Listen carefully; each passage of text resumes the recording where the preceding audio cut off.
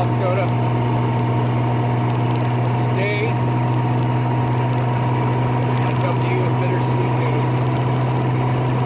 Yes, it's been a sweet weekend so far. Broncos won on Thursday.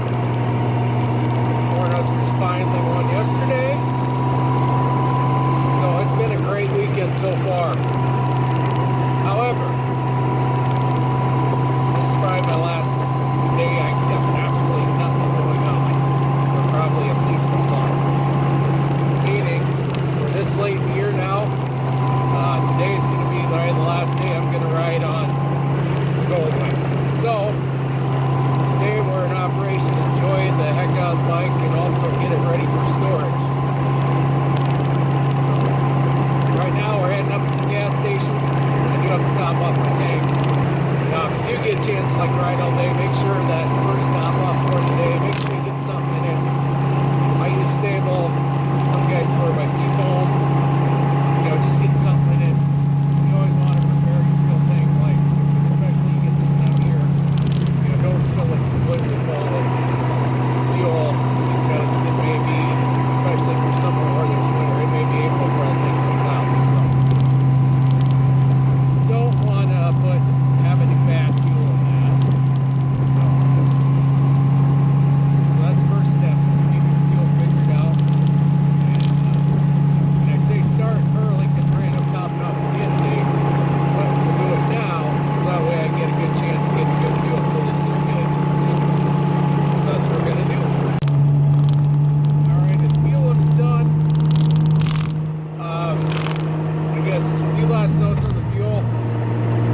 I use a stable. I put in the 87 octane. And yes, it does have ethanol in it. And I know it's a gold landed. It hasn't for however years about the Goldwing, but that's a discussion for something else. I'm not into those weird discussions. I'm more into just enjoying the ride. That's where we're at. This is your second step to winterize your bike. Just get on the thing and ride it. Make sure you get satisfied as you can get, because it may be April before you can ride again. So that's what I intend to do.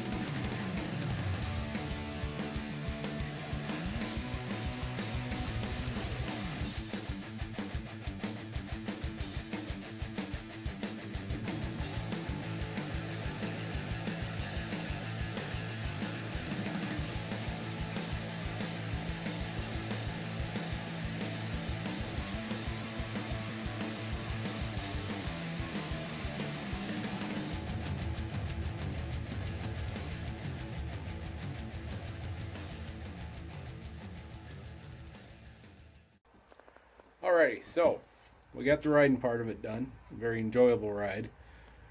Now comes the sad part of, well, we're putting it away.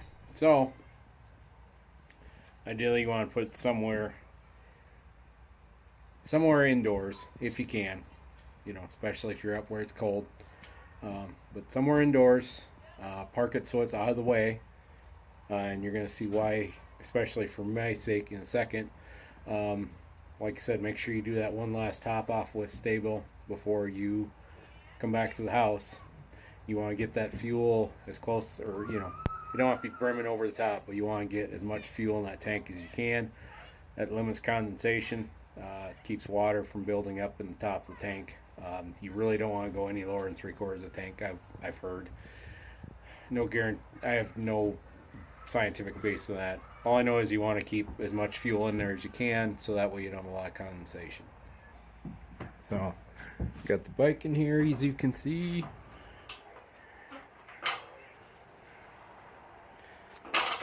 You can see it's fairly out of the way. I can get stuff here if I need to. I can get stuff this other side if I can. A couple things here too. If your bike has a center stand, I would suggest using it. Basically that way you can keep that rear tire off the ground, which is always helpful. Also, you'll notice here I put a drip pan underneath of it. First year I had this, I had a leak over the winter. So there was some coolant that got on the floor, so basically to avoid that, that's why I put that down in there. Put that back in that. Anyways, so that's why I put that there, just a little bit to catch stuff. As you can see, I've run over it a couple times, so you might want to put a pan of some kind under there that if it does accidentally get run over, it's not the end of the world and it won't hurt the tire. Now we're on the right side of the bike, and here's one last thing we gotta do. We gotta pull the battery out of there.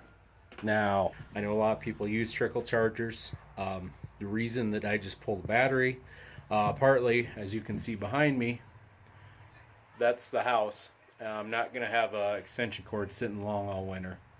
And also to get the building permit and wire it in and trench out the wire, which I always got to remember. Well, I always have to remember.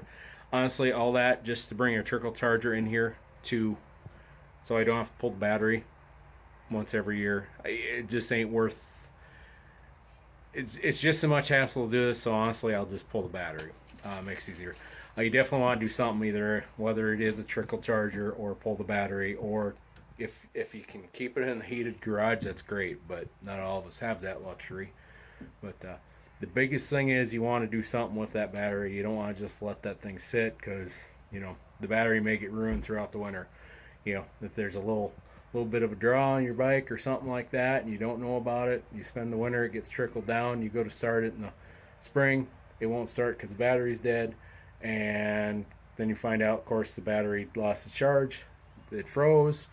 So now you've ruined a battery. Now you gotta go buy a battery, and on that first nice day when you're really itching to get out on the bike, you're sitting there going down to the Napa and buying a battery. So you do this, it'll avoid a lot. You pull that battery or put a trickle charger on it or something, it'll avoid a lot of trouble. If you do buy a trickle charger, make sure you buy a smart charger. You know, stay away from them cheap ones. I've heard some horror stories about them. So make sure you spend the money, get a good one, get a smart charger. As you can see behind me, battery's out. We're going to say our tearful goodbye to our bike, and we're going to close up shop and call it a day. We aren't quite done yet. We got a little more to come. But one final thing you could do, a lot of guys do, is put a cover on this if they keep it inside. I don't, because I just haven't got around to buying one for it. And honestly, it's just one of those things I just let be. That's another one of those completely up to you. I understand why you would. Part of me kind of would like to have a cover, but I just don't feel like spending the money right now. If you leave it outside, you're definitely going to want a cover for it. So we have the battery here. We're going to do a few last checks. Basically, we're just going to do some quick maintenance. I'm going to check to see the levels. Looks like that one's good, that one's good. That one's a tad high, that one's good, that one's good, that one's good. I'm going to just get some of the dust off of it. Just kind of clean it up just a tad.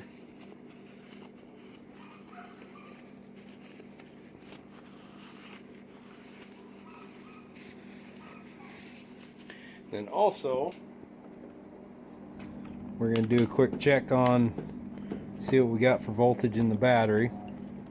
This isn't a battery tester. It's just more of a quick check to see where we're sitting at. So, our negative in here. Maybe.